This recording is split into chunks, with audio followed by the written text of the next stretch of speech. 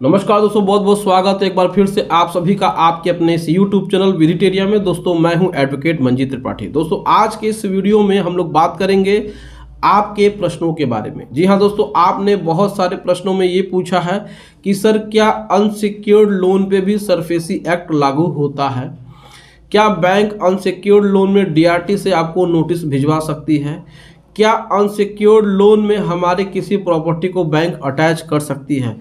तो ऐसे बहुत सारे प्रश्न आपके हैं, तो इन सभी प्रश्नों का उत्तर देना वन बाय वन पॉसिबल नहीं है, क्योंकि कमेंट सेक्शन में जब आप किसी को जवाब देते हैं एक लाइन में, तो फिर वहाँ पे वो चैटिंग शुरू हो जाती है।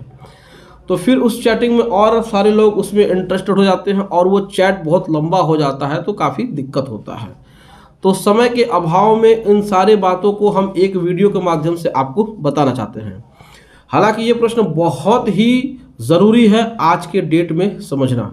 बहुत सारे लोगों के पास इस बात का इन्फॉर्मेशन नहीं है कि अनसिक्योर्ड लोन में भी बैंक आपको DRT से नोटिस भेज सकता है।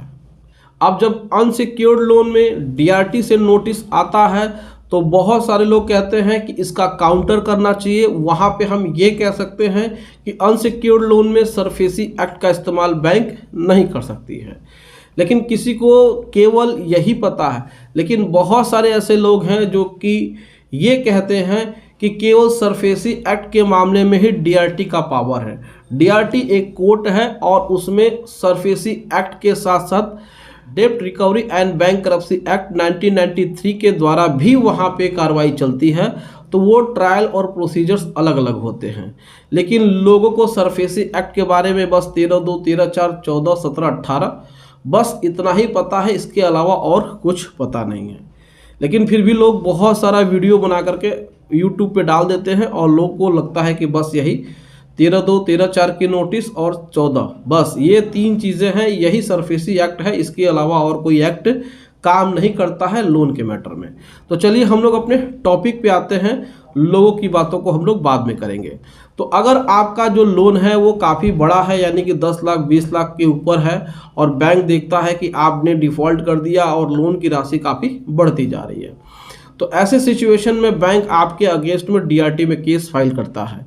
लेकिन आपके मन में ये प्रश्न होता है कि हमारा तो मॉर्गेज है ही नहीं, हमारा मॉर्गेज एग्रीमेंट हुआ ही नहीं है बैंक से, तो अब हमारे ऊपर बैंक ने DRT में केस कैसे कर दिया? हमारा तो अनसिक्योर्ड लोन है, बिजनेस लोन है। तो यहाँ पे जानने वाली बात ये है कि यहाँ पे DRT में सरफेसी एक्ट के अलावा भी बहुत सारे ऐसे एक्ट हैं जो कार्य करते हैं।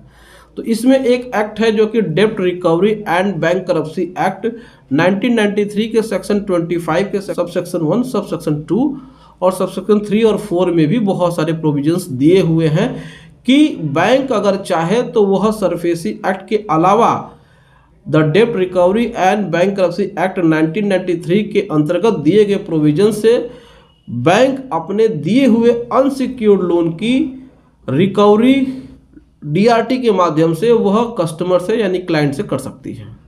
इस बात को समझने के लिए बहुत ही हम आपको आराम से और बहुत ही आसान भाषा में समझाते हैं। यदि मान लीजिए कि आपने 10 लाख रुपए का लोन पंजाब नेशनल बैंक से लिया और आपने डिफ़ॉल्ट कर दिया। अब वह बढ़ते बढ़ते आपका 15 से 20 लाख रुपए हो गए। अब बैंक के पास इस तरीके से कोई सिक्योरिटी कोलेटरल उनके पास नहीं है कि वो आपकी किसी संपत्ति को नीलाम करके अपना पैसा वसूले। अब यहाँ पे बैंक DRT में केस फाइल करता है द डेब्ट रिकवरी एंड बैंकरप्सी एक्ट 1993 यानी कि 1993 की धारा 25 की उपधारा 1 उपधारा 2 के अंतर्गत प्रोविजन दिए गए हैं कि बैंक चाहे तो आपकी मूवेबल और इमूवेबल प्रॉपर्टी को वो अटैच करा करके रिकवरी के माध्यम से आपकी संपत्ति को वह नीलाम कर सकती है, नीलाम करवा सकती है और अपना पैसा वसूल सकती है। या फिर वहाँ पे भी साथ ही साथ उसमें इम्प्रिजनमेंट की भी बात कही गई है कि कहीं ना कहीं बोरोवर को जेल भेज करके भी बैंक अपना पैसा वसूल सकता है। तो इस बात को भी जानना बहुत ज़्यादा ज़रूरी है कि अनसिक्योर्ड लोन में भी बैंक आपके खिलाफ DRT में जा सकता है और वहाँ से समन आ सकते हैं। तो आपको बहुत ही सावधानी से ऐसे समन पे आपको प्रेजेंट होकर के एफिडेविट देना है और फिर वहाँ पे आप अपना एक लॉयर अपॉइंट करके वहाँ पे केस लड़ सकते हैं। लेकिन अगर आपके पास डीआरटी से अनसिक्योर्ड लोन में समन्स आते हैं तो आप उसको इग्नोर मत करिएगा, नहीं तो फिर वो एक्सपार्टी हो जाएगी और फिर वो आपके सीधे सीधे तहसीलदार को डायरेक्शन दिया जाएगा कि भैया इनकी इस प्रकार की संपत्ति को जब्त करने का प्रोसीजर अपनाया जाए, कार्य शुरू किया जाए। और फिर वहाँ से आमीन आकर के आपको नोटिस थमाता है कि आने वाले 1 हफ्ते या 15 दिन में आपकी इस डिस्क्रिप्शन में जो लिखी गई प्रॉपर्टी है उसको वह अटैच कर सकते हैं।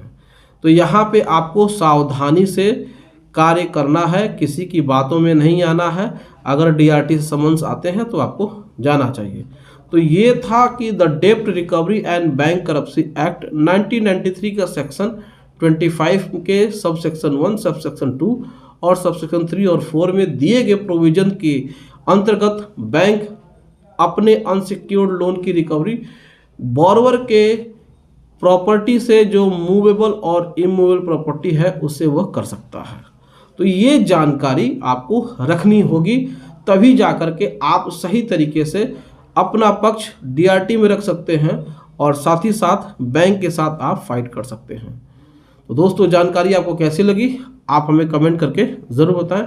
वीडियो अच्छी लगी हो तो वीडियो को एक लाइक ज़रूर कर दीजिएगा, इससे अपने दोस्तों और रिश्तेदारों में भी शेयर कर दीजिएगा और हमारे चैनल को सब्सक्राइब करके हमें सपोर्ट ज़रूर प्रदान करिएगा।